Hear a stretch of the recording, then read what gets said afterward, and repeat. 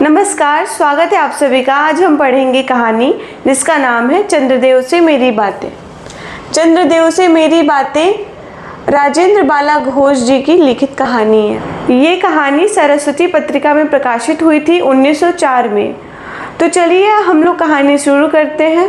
भगवान चंद्रदेव, आपके कमलवत कोमल चरण में इस दासी का अनेक बार प्रणाम। आज मैं आपसे 2-4 बातें करने की इच्छा रखती हूँ।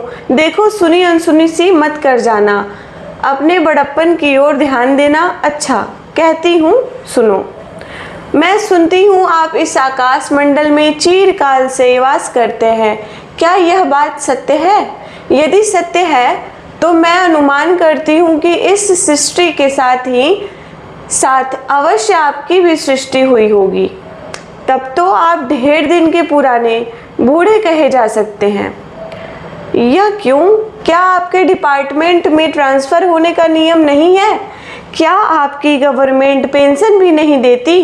बड़े खेद की बात है। यदि आप हमारी न्यायशीलता गवर्नमेंट के किसी विभाग में सर्विस करते होते तो अब तक आपकी बहुत कुछ पदोन्नति हो गई होती और ऐसी पोस्ट पर रहकर भारत के कितने ही सुरम्य नगर, पर्वत, जंगल और झाड़ियों में भ्रमण करते। अंत में इस वृद्ध अवस्था में पेंशन प्राप्त कर काशी ऐसे पुनीत शांति धाम में बैठकर हरि नाम स्मरण करके अपना परलोक बनाते। यह हमारी बड़ी भारी भूल हुई। भगवान चंद्रदेव, क्षमा कीजिए। आप तो अमर हैं, आपको मृत्यु कहाँ? तब परलोक बनाना कैसा?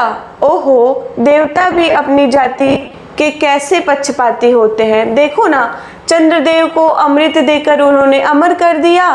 तब यदि मनुष्य होकर हमारे अंग्रेज अपने जाति वालों का पक्षपात करे तो आश्चर्य ही क्या है।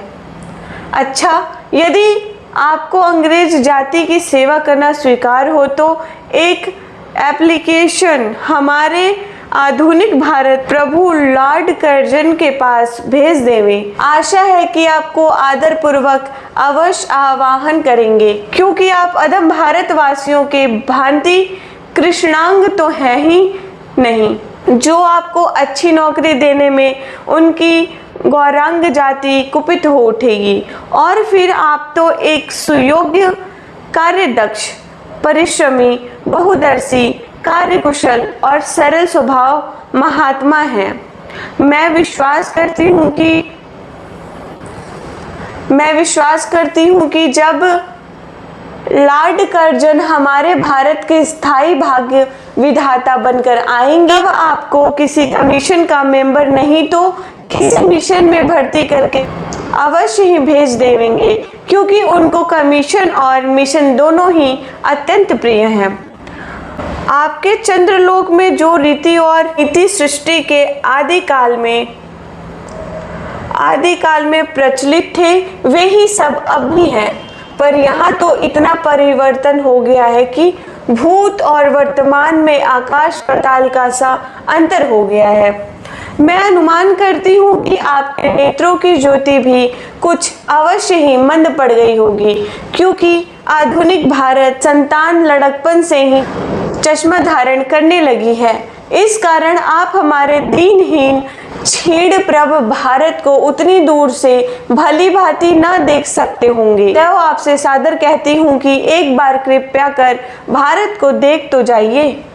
यद्यपि इस बात को जानती हूँ कि आपको इतना अवकाश कहाँ, पर 8वें दिन नहीं तो महीने में एक दिन अर्थात अमावस्या को तो आप हॉलिडे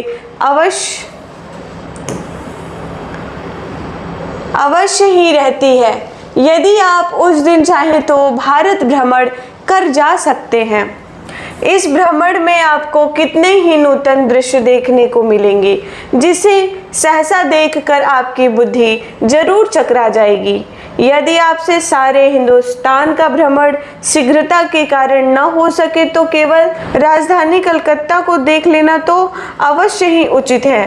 वहाँ के कल कारखानों को देखकर आपको यह अवश्य ही कहना पड़ेगा कि यहाँ के कलाकार तो विश्वकर्मा के भी लड़क दादा निकले। यही क्यों आपकी प्रिय सहयोगिनी दामिनियों जो मेघों पर आरोहण करके आनंद से अटखेलियां किया करती हैं, वह बेचारी भी यहाँ मनुष्य के हाथों का एक खिलौना हो रही हैं।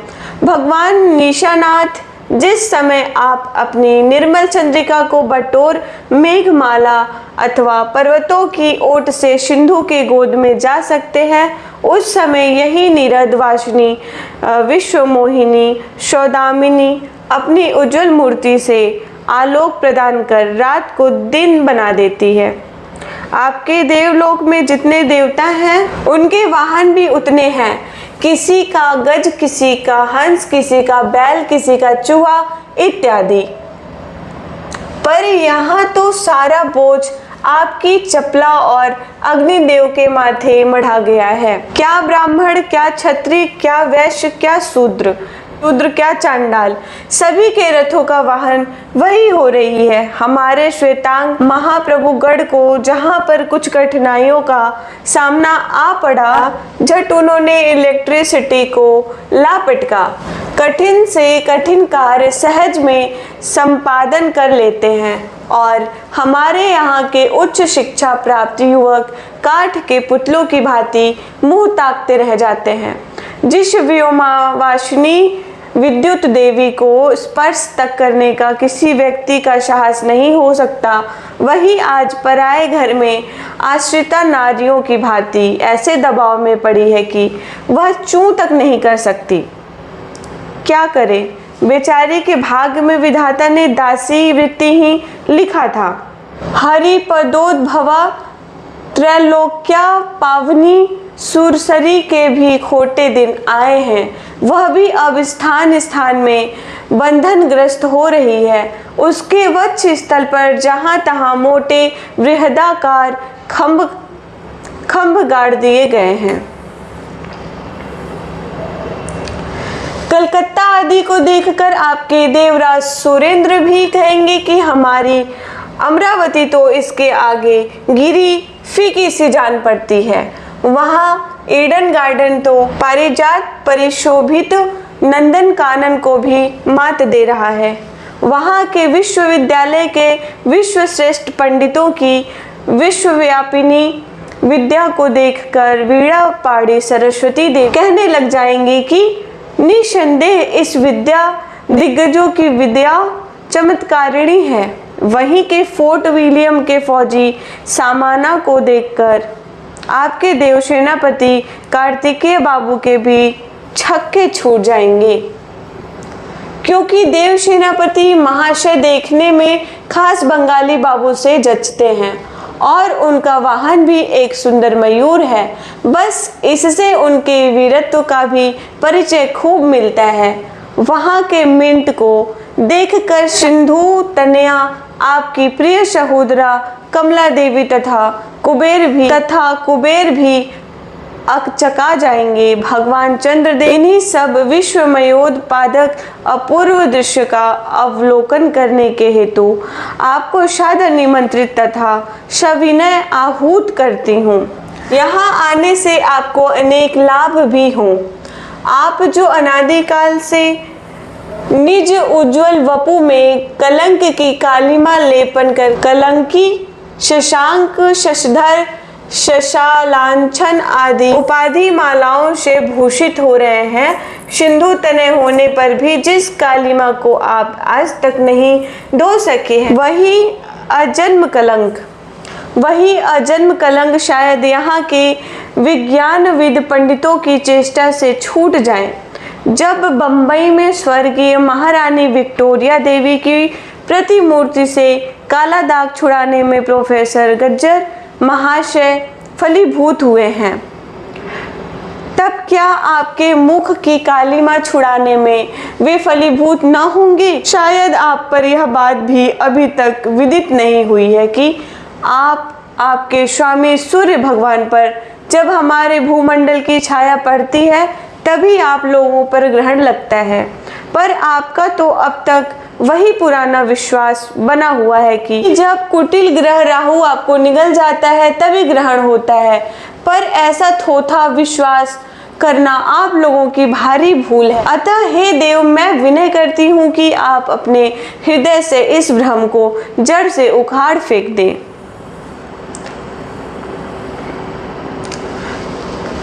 अब भारत में न तो आपके और न आपके स्वामी भुवन भास्कर सूर्य महाशय के ही वंशधरों का साम्राज्य है, और न अब भारत की वह शस्य श्यामला स्वर्ण प्रसूता मूर्ति ही है। अब तो आप लोगों के अज्ञात एक अन्य द्वीप वासी परम शक्तिमान गौरांग महाप्रभु इस सुविशाल भारतवर्ष का राज्य वैभव भोग रहे हैं। तक मैंने जिन बातों का वर्णन आपसे स्थूल रूप में किया, वह सब इन्हीं विशारद गौरांग प्रभुओं के कृपा कटाक्ष का परिणाम है। यूं तो यहाँ प्रतिवर्ष पदवी दान के समय कितने ही राज्य विहीन राजाओं की सृष्टि हुआ करती है, पर आपके वंशधारों में जो 2-4 राजा महाराजा नाम मात्र के हैं भी वे काठ के पुतलों की भांति हैं। जैसे उन्हें उनके रक्षक नचाते हैं वैसे ही वे नाचते हैं। वे इतनी भी जानकारी नहीं रखते कि उनके राज्य में क्या हो रहा है, उनकी प्रजा दुखी है या सुखी। यदि आप कभी भारत भ्रमण करने को आए तो अपने फैमिली डॉक्टर धन्वंतरी महाशय को और देवताओं के चीफ जस्टिस चित्रगुप्त जी को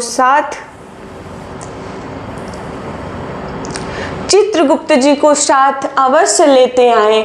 आशा है कि धन्वंतरी महाशय यहाँ के डॉक्टर के सन्निकट चिकित्सा संबंधी बहुत कुछ शिक्षा का लाभ कर सकेंगे। यदि पलिंग महाराज आपके चंद्रलोक या देवलोक में घुस पड़े तो वहां से उनको निकालना कुछ सहज बात न होगी।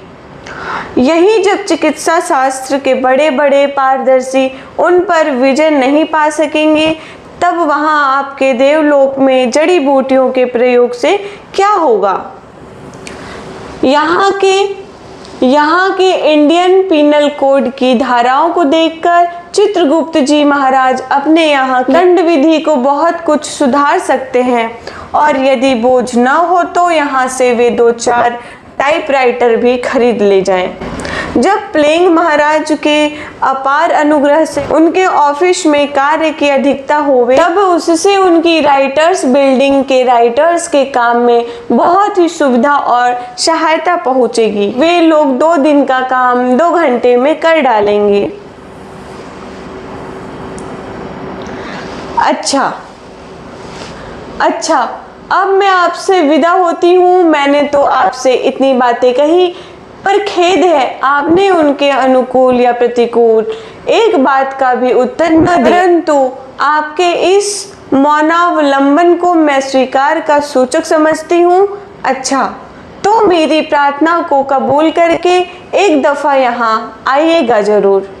तो ये थी कहानी चंद्रदेव से मेरी बातें। आपको कैसी लगी कमेंट बॉक्स में जरूर बताइएगा। अगर आपको वीडियो अच्छी लगी होगी तो वीडियो को लाइक करके कमेंट में जरूर अपनी राय बताएं, और चैनल पे अगर नए हैं तो चैनल को सब्सक्राइब जरूर कर लें। धन्यवाद।